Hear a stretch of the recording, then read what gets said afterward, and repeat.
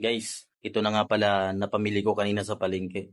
Bali, tatlong klasing prutas lang ito. Dahil walang magandang kitaan sa prutas kanina. So, ito lang napipili ko. Tsaka mabilis i-dispose sa mga kapitbahay ko. So, ito papakita ko sa inyo.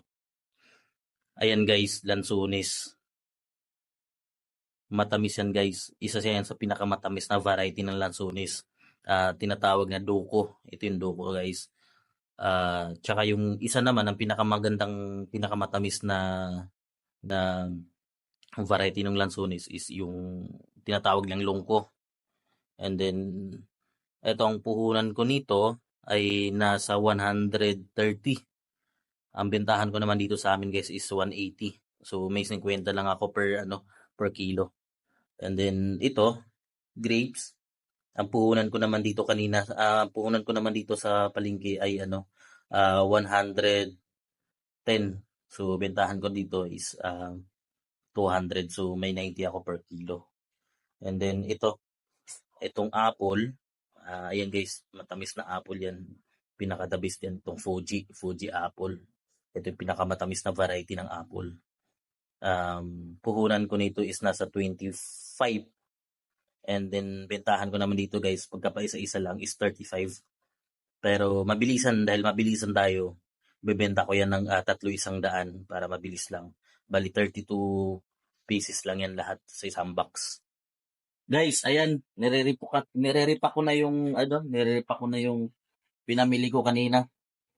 So, dami oh. Lansunis.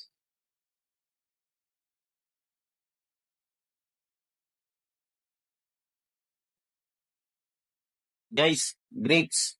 Mo, ganda.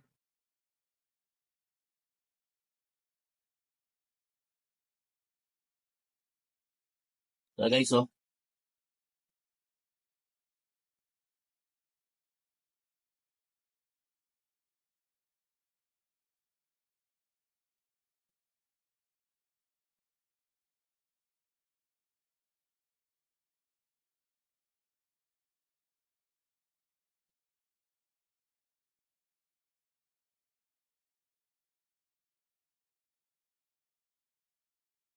Yung ganda oh.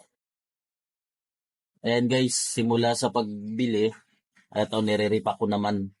Tao lang din nagre-repack, ako lang din nagde-deliver guys.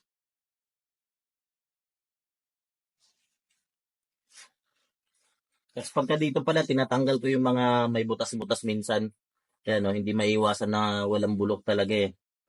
Ayan no guys, tinatanggal ko ito yung mga bulok. Hmm.